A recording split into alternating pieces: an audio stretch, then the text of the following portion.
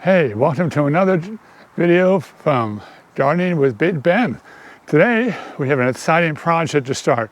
We're making rain barrels, and I'm going to show you the process of how I do it. Some people might do it differently. I'm sure there's plenty of other videos that do this, but this is how I'm going to do it. Now here we have two food service barrels, and I'm not going to use them just as is. I'm going to modify them slightly. I'm going to clean them up. I'm going to paint them a nice brown color. And then we're going to fit them with the equipment. Now, before you start, it's very important to have a bund wrench. This is the wrench that lets you open and close the taps that are typically on many food service containers and other containers. But you want to make sure you go for food service containers because less likely for contamination. And you don't want to be working with harsh chemicals anyway. So this is a relatively inexpensive tool. The links will be in the description below. It's less than $10. It's made from cast aluminum. It's fairly strong. It's not indestructible, but it's fairly strong. So some of the stuff I'll be using today, parts will be a 3M stretch pad, and that's just to basically scratch off some of the residual labels. This is the brown paint I'm using. It's called Espresso from Rust-Oleum, as well as some black. It's an attempt to make it look like an authentic barrel. Now, the physical parts here, more importantly, this is the part we're attaching to our downspout here. I'll be using some PVC pipe to bring it around the corner here to drain into the rain barrels. And to do that, I'll be using some 90-degree and 45-degree elbows, and as well as this bulkhead fitting. This is going to be using for the overflow at the top of the barrel, so when it gets full, it will drain, as well as some 3/4-inch PVC. Now I'll be putting these tanks together, and I'll be using a connecting kit. And this is what I'll be using at the bottom of each rain barrel to drain. You know, it's going to be at a height to put in directly into my watering cans for watering. And this is solid brass. I don't recommend using plastic. Now, all these parts, with the exception of the PVC pipe, will be in the links in the description below of the video. Now, this is the platform I made here. I made this out of 9 standard 8x16 concrete cinder blocks, as well as 8 12-inch square patio blocks. And this makes a nice solid base. To stand on, it holds the weight of the water. You wouldn't want to put these blocks on their side because they wouldn't be as strong. And you won't just put the blocks by themselves because the chances are the weight of the water might sink into some of the holes of the cinder blocks. Now you also could fill them with gravel, which would also support, but I found it easier to do that. Now, my ultimate plan is these are going to go, this makes a 48-inch by 24-inch platform. Now this will fit, as you can see here, they'll fit side by side really nicely. And that's just actually how they're going to be. And of course, they're not to be blue, they're to be brown. And anyway, so what we're going to do right now is we're doing the preliminary wash and wax, just preliminary washing of one of the rain barrels. You want to pep it for paint, and we want to at least wet it down. Try to get as much of the surface dirt off of it. And we're going to try to get this. You see the 3M pad does a nice job removing the residual label here. And since this isn't plastic, we want to make sure that we stuff up the surface to accept paint. Of course, this will have to dry, but there's the top right now is all done. We'll rinse it off in a moment, and we're just gonna come around the side and scuff this up. Not to worry about the bottom so much unless you want to be that particular.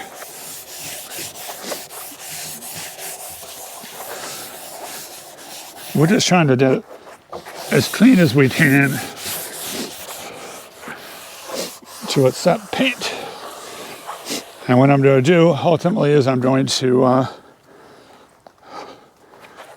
put this on a little pedestal for painting in a few moments. But we're going to rinse this off.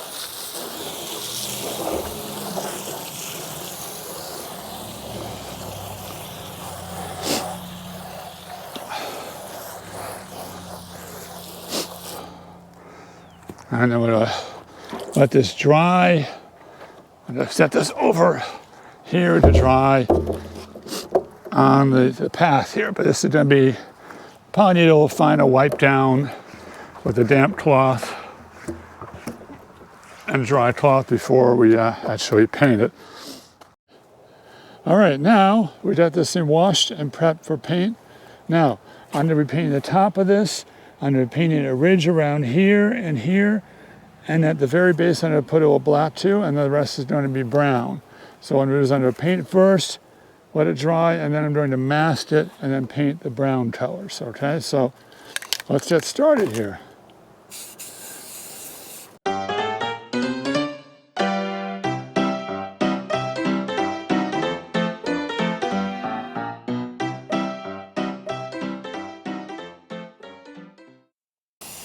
Now you can wear some personal protection equipment if you're worried about fumes, but I'm in an open area, so I'm not really worried about that. Now here, I'm going to head and I'm just going to put a layer of paint right over this ridge right here. And because I'm just putting this on like that, I'm not worried about masking, as I'm going to mask over that and use that ridge line as my mask line.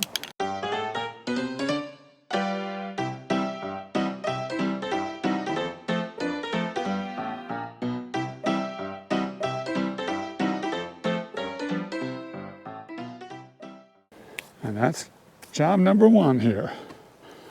We're doing the same thing to this one, and then we're going to do the brown coat. And now, you see, we painted this, the initial black color on top and the bottom, and now we're going to paint it with this lovely espresso color, a little brown, and I'm going to use this as my master. And we're just going to paint the body here, and here, here, and here, and, you know, I'll just, if we overlap, doesn't really matter, but I don't want to touch the black portion here, and we're just going to, you know, this is going to be outside. It doesn't have to be 100% perfect, but you want to make it look as good as possible, you know.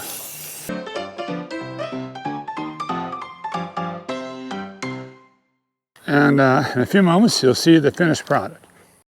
All right, here we are. You see it's fully painted right now. The only thing remains to do now is to put the fittings on, which we'll put on here, and we'll put an overflow on this one as well. But we still have to paint this one over here. This is sort of the before, this is the after. And the next thing we're going to do is we're going to put the fittings on. So, on to the next part. And now that we painted, you see we painted both these right here. We're ready to hook this up to our gutter system here. And here what we're going to do first is I'm going to just do a very quick rinse. Now if you haven't got one already, this is the bund wrench. You just simply put that in here, and we're just going to turn that until this is loose, and we're going to take that off. And right now we're just going to shoot a little water in there. These are food service containers, so they have like sweeteners or whatnot, and in fact, I don't think the plants will really care that much, but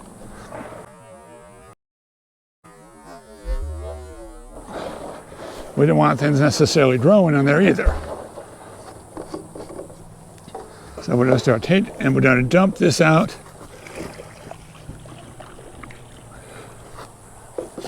And then we're just going to loosely fit this in place. Take a little bond wrench here. And we're just going to tighten that. Like that. So that one's ready to go. And before too long, we're going to hook that one up. But right now, I'm going to put this on here because I want to be able to see roughly. Not necessarily, because right now it's not positioned exactly correctly.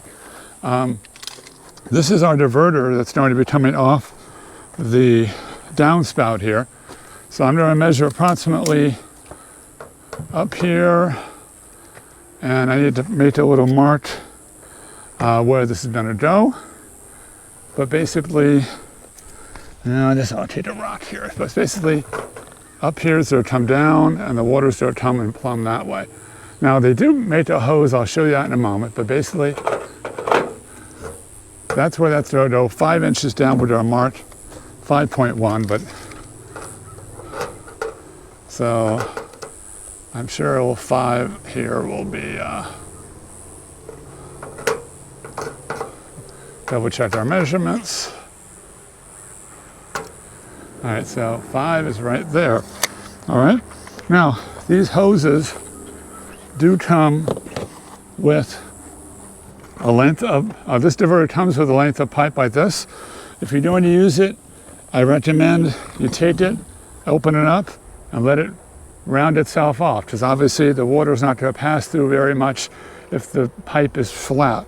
But what we're going to do is we're going to use a combination of PVC 45-degree elbows and PVC pipe to reach one of the openings here. We're going to put a little screen over the end of one of these openings here to keep any potential contaminants out. But the nice thing about this diverter is that you're able to open it up and grab any leaves out from here. So it's very easy to maintain. The only thing I wish they recommend is they had something that was reversible, because at this point, I'm putting this up here, all right, but I have to go out this way and around rather than if I put it this way, but there's no way I could open this side up to clean it. So I'm not going to do it that way. What we have to do now is we need to cut our downspout. And I'm wondering if my infinite wisdom is now a best time to do this because of the oncoming rain. We actually have some self-tapping gutter screws and a gutter strap. The current downspout actually has these same pieces, but they actually wrap around like this, okay? And then they come this way, so I'm just gonna, here. All right, so that's basically gonna hold this up. We'll probably put it about here. And what I wanna do here, first of all, is I want to trim these like these are to make them look the same. And I'm going to cut these right about here, okay? And I'm going to round the corners up, similarly to what we have there. Check my measurements. That looks really good. All right. And I'm going to do the same thing here and there. Now we're going to put that there, and when the gutter is in place, then we'll be able to secure it to the side. But we're going to have to cut this, move this out of the way. This is probably going to be up here. Okay, we have another piece down here. We actually might need to make a third one below the cut to make it more stable. So that's what I'm going to do now. I'm going to use this one as a guide. Well, actually, what I'll do is I'll do the same thing I did before.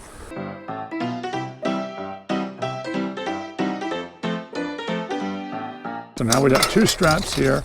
I think in all fairness, what we'll do is before we cut this thing, we're going to take a break because we're going to rain soon. All right, well, it's another day and the rain's passed. Well, the threat of rain was passed. We actually didn't get any rain yesterday, but here, come up here and check out what we've done here with this one particular tank here. We actually had some leftover pet string here, and I took some zip ties here, and I put the string over the end. That way the water will be coming off here, down here, and will be further filtered. I mean, as you can see, as I've shown you yesterday, this actually does have a string here, but it's not necessarily for very fine materials. And this will keep fine materials out of the tank here. Well, first course of business is to cut our downspout. If you notice here, I've actually added a strap here. So when this is in position, it'll hold it in place. I had to add one below. These are the two lines that will be cut here and here. These are approximately 5 inches. It says 5.1. So I think it should be an adequate cut. But basically here we have 5 inches roughly at this line right there. So that's where my cutoff line is going to be. I'm just going to make a quick mark here.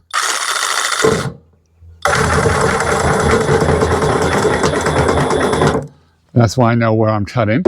And what I'll do is I'm going to sit this little part back here. And this will protect my siding. Also give me a little tension for holding this. So what's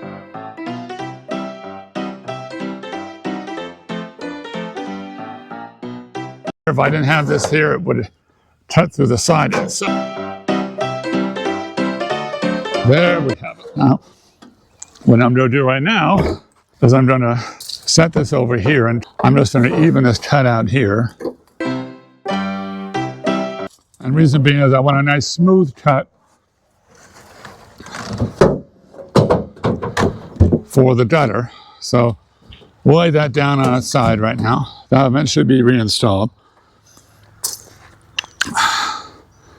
Now, we're going to cut this part here.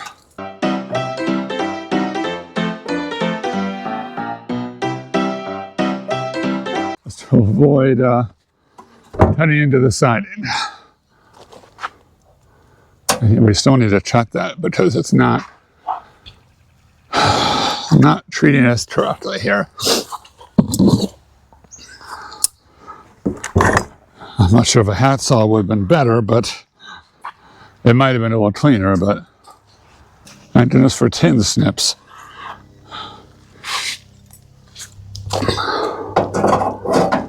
Of course, leave in the comments below if you guys have any suggestions on how I can make this better.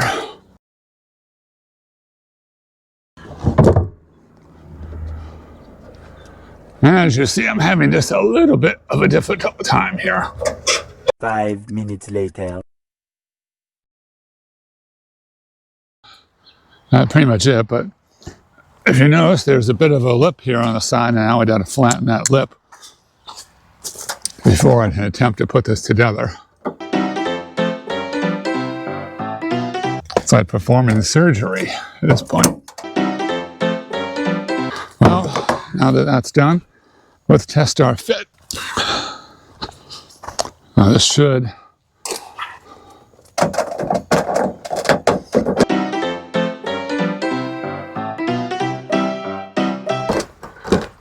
all right. There we have it. All right, that's in place. And what we're going to do, we're going to take a 1/4 inch socket on our impact wrench, and I'm actually using just regular gutter screws to secure that on the downspout. And you see I got plenty of metal fragments on my wrist here, so I'm going to go ahead and rinse those off so I don't get anything embedded in my skin here. Got lots of fragments here. That didn't go as smoothly as I liked. I mean, obviously, if you can remove the gutter and either use a hat saw or remove the downspout and cut it that way is another way to do it. A little harder than I thought it would be with the reciprocating saw. But you can control the motion much better with a hacksaw, preferably a sharp one. Here we have a strap here. We have a secondary strap around here.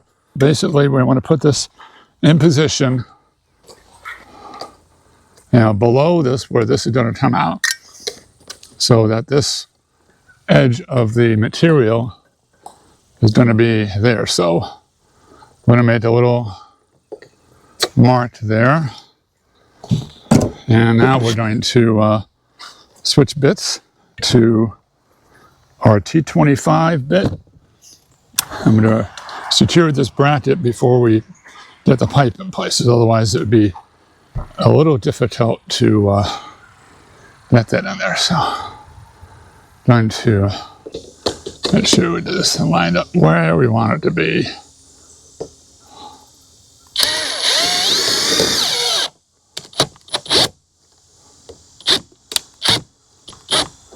All right, we just want it to be snug. So when the downspout comes in place, it'll be all right. I'm going to take our previously connected pipe, and we're going to inside the pipe. And now it's a matter of getting it to cooperate. You see here the outside, one corner here is dented, so that is preventing a nice clean take on this here. Almost there? Okay.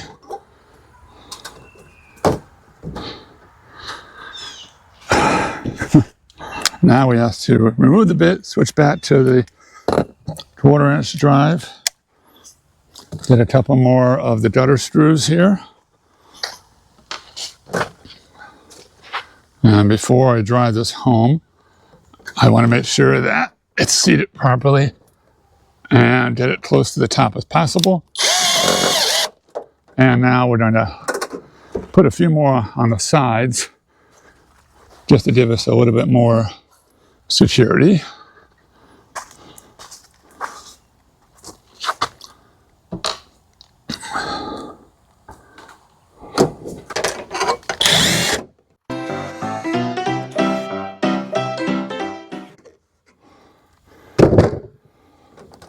All right, that's nice and secure.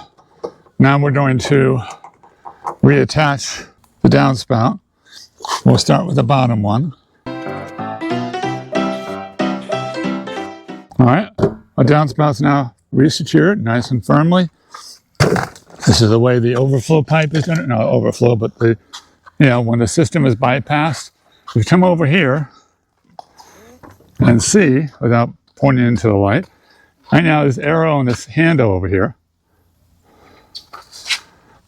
The arrow on this handle is pointed down. You can sit there and control the flow by turning it one way or another to reduce the flow. And now we did it to put our fittings on our tanks here. Now I'm just going to position this. Basically, I want this to be as easy as possible.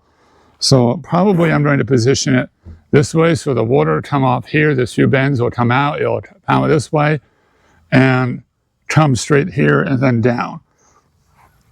And we can do a variation of theme. So basically, this is all to be dry fit. There's to be no gluing going on. This part goes over here. Press fits here, whatever. Okay. So we need a small section of pipe to come out here, very short. I don't have to use the reciprocating saw for this part. I just need to take about a 2-inch strip here. And we're just going to cut that and put another elbow. What tool did you use to cut that PCV pipe with? Oh, this is a PVC pipe cutter. Specifically designed to cut pipes up to 1 5/8 inches. The bigger one for 2-inch pipe, but for what we need, that's basically doing, it ratchets it down, very easy to use, and they're relatively inexpensive. All the parts that are available, as well as the tools, will be in the description below. And hopefully you can learn from my little blunders here. But anyway, I'm pressing that one in there, and we're just going to make a quick little determination that might be too far. I'm going to shorten that a little bit. It doesn't necessarily have to be watertight. It just needs to direct the water into the tank. Now I tend to direct it down like that. So then we have a section of pipe will go here, And lastly, we'll have another elbow pointing down. We just need to determine where that cut needs to be. So if we go in here, we have at least this much of a grab. I'd say we got now let's take off just an inch for now to be conservative. I guess in most cases it would be easier to put the barrel right straight down from the spout. If you could, but in this case we don't have that. You don't have the room there to do that. Right. Okay, gotcha.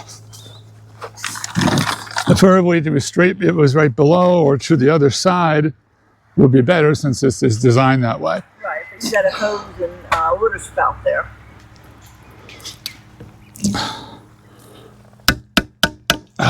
So let's see how much we need to trim this.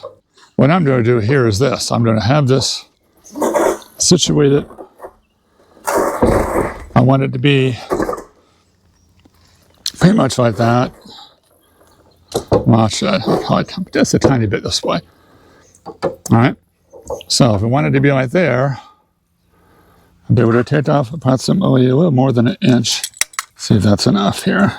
All right. So now we have it. So it's going down here. The water's going to come down here when it rains, down here into this. Now I'm going to lift this up temporarily because we can reposition it. It allows us to work on it. And now we're going to install, on this one anyway, we're going to install a spigot. And we're going to make note of where the spigot's going to be. All right, it's going to be approximately right about, it might be right here. We want to be as low as possible. How did you determine that? Did you put your water thing underneath to determine where to put the spigot? Well, I did. That's why I created the platform to make the height for it. Okay. All right, now we can bring one of our example watering cans over here. You see there's plenty of height here. Oh, yeah. If I install it right here, it'll still have enough height. So that's where I'm going to do it, right here. All right, here is our first little cut here.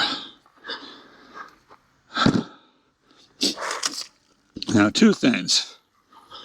One is, if you buy the single brass spigot, it comes with one of these, a string, and I'll show you why that's important. Now, I know you can buy wheelbarrows already made. What's the difference of you making them versus, buying one that's already made? Did you save a lot of money? Or? Oh, yeah, you do save a bunch of money.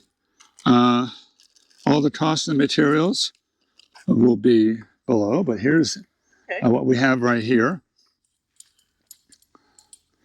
Now, this will go through the top, and to net down bottom, and then this will get screwed into it like that, okay?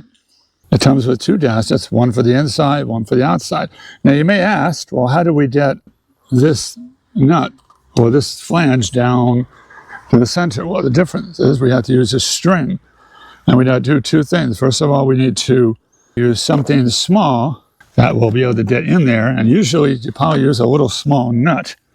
I'm trying to see if we have anything that will work that will be able to achieve the same thing. I'm going to use a little screw bit with enough weight, hopefully, to get me where I want to go.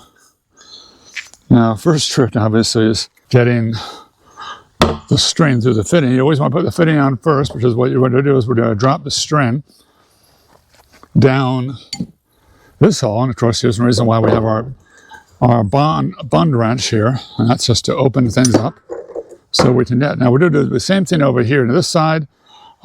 So we'll just show you how we install for here, and then I'll do this one off camera, and then we'll show you the next step, which is joining these tanks, and then the final setting of everything.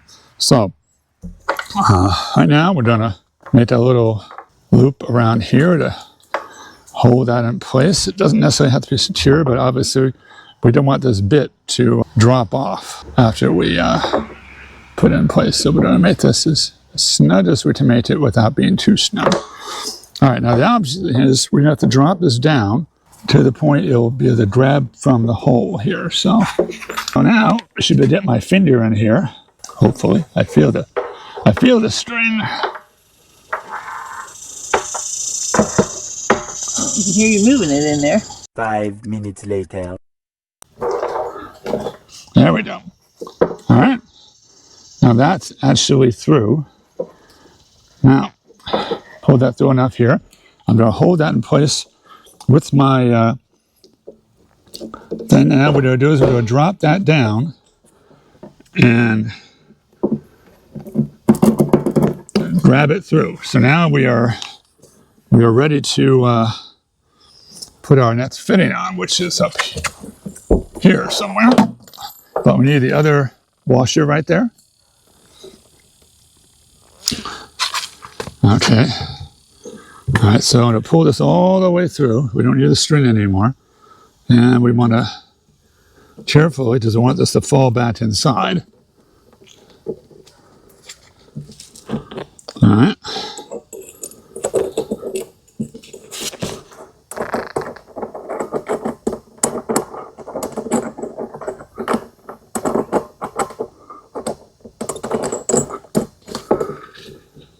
Put my finger in there.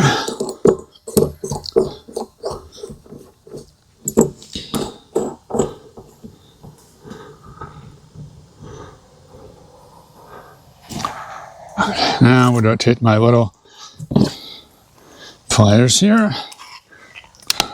Once again, stick my finger in there, and this is just to hold it in place while we secure the flange here. There it is. Now, the only thing that needs to be done, and it's optional, I wouldn't say it's essential, but is to put some of this pipe thread. And you can tell me if I'm doing this wrong, because I'm not a plumber, but I play one on TV. I just want to ensure that this is not going to leak after we put it on. So, see how I'm just going to do that. That should be sufficient. There we go. So,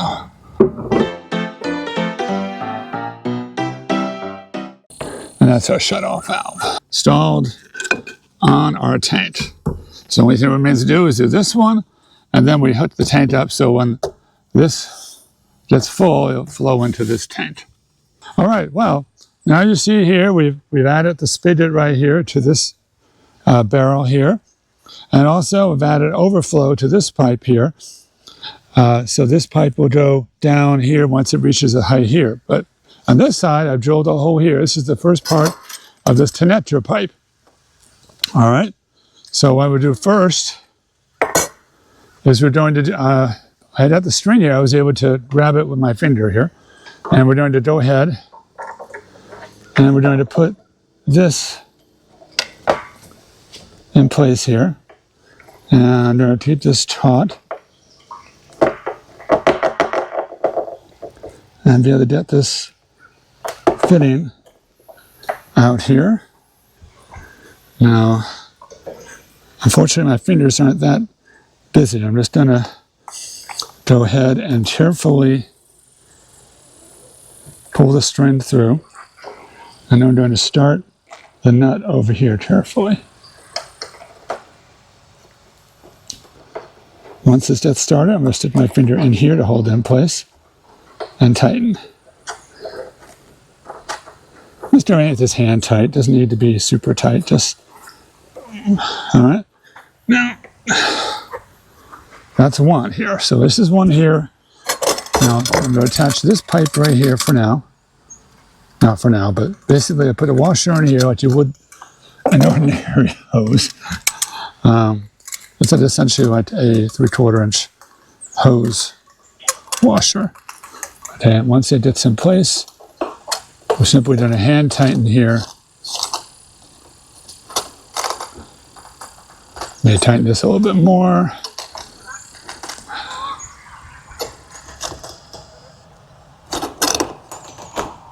All right, so that is in place. Now we just have to determine where this other one's going to live. We thought it would be a little bit lower, so the flow of water will be a little bit lower. So we're going to make the pipe here roughly around there. And we can bend this pipe slightly So that way we know we have a nice little flow going downhill. Now, here's my hole saw conveniently located. All right. And I'm trying to make sure that they have a nice downward flow. And I put this deliberately right below this so it'll go here first before it goes to the overflow pipe. All right, so we know we're somewhere in the neighborhood around here.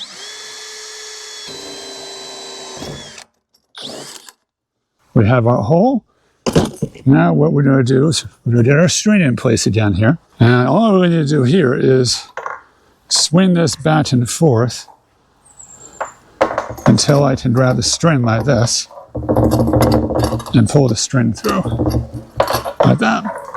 Once I get the string in place, I can then get the fitting that goes on the inside, and I can feed this through here so that this will go in place. Now, what we'll do now is I need to put a little tension on both sides of here so this will slide right where I want it to go.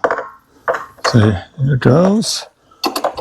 And once we get here, it's required just to get a little finger treatment in here. All right. You see here, we got this through. We're going to pull this all the way through. Now we're holding it with one finger steady. And then one finger on the inside. We're going to get this started. Once again, this basically is hand tightened. We leak a little water. Not to be the end of the world, but we shouldn't leak anything. All right, that's about as tight as I want to make it here. And then I'm simply going to, make sure we have our plastic, our washer in place. Not to be confused with our dryer, but we have our washer in place. And we don't want to cross threads, so make sure we get this thing lined up properly. Because plastic threads, as you may know, are very easy to cross thread. Okay, now we got that started nicely.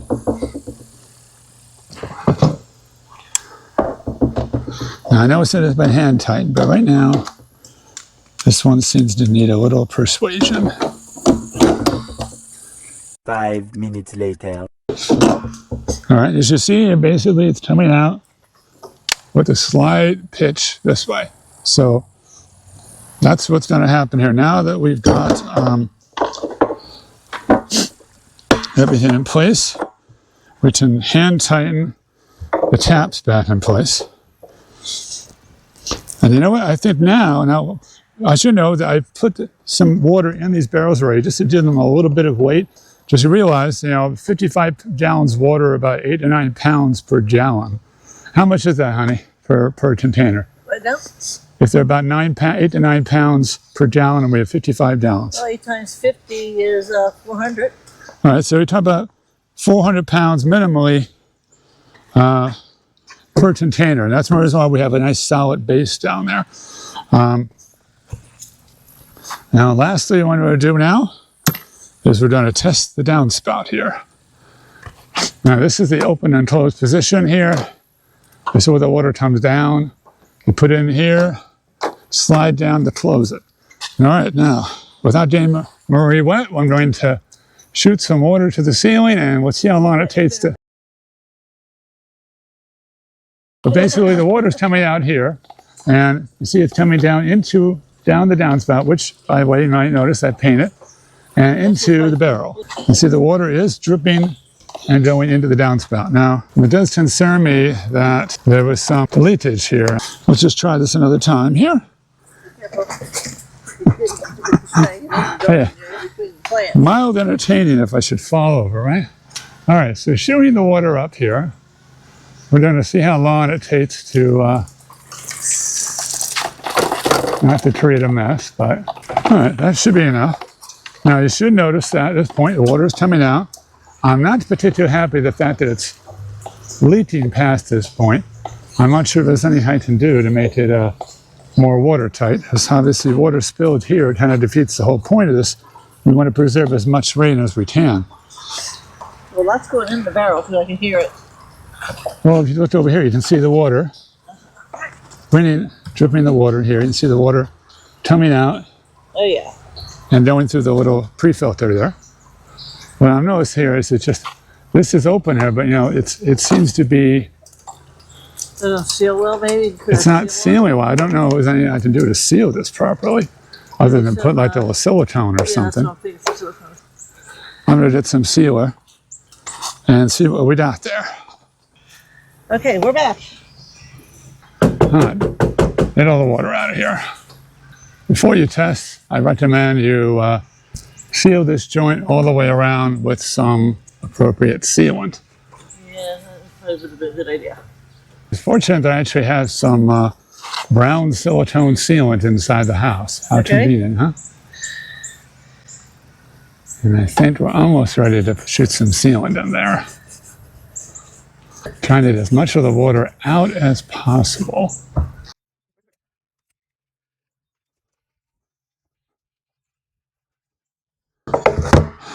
And the last thing I'm going to do here is I'm going to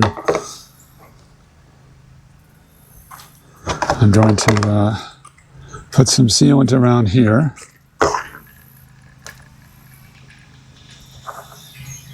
To keep that from coming undone. Yeah, it's an easy fix. We can always take it off and reapply it. We really don't get many leaves in our gutter, so, you know, but there is that occasional stuff that you get. I mean, it's sealed now. I'm just trying to prevent leaks and should be able to easily break the bond when we need to. Exactly. And while it's still dripping a little bit, it'll stop most of the flow, particularly when it dries.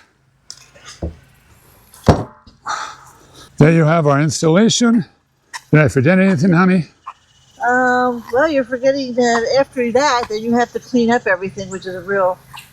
Well, I will, but you see, this is the aftermath here. The aftermath, once again, I recommend probably using a hat saw if you've got it against a building, a little more better control, less likely to damage. Fortunately, I did not damage it because I used a little wooden stop. Also have extra paint around for touching up little spots here and there, but yeah, I think this is done. Yeah, when you're in Florida, especially during these hot summers, as many of you know, you have to find ways to conserve water, and this is an excellent way to do it. And the reason it's much cheaper is Ben actually bought 4 of them. Okay? Anyway, thank you for watching this video. Leave a comment if you want any questions about my technique. Thank you for growing with me on this channel, and I appreciate each and every one of you. From Gardening with Big Ben. Have a great day.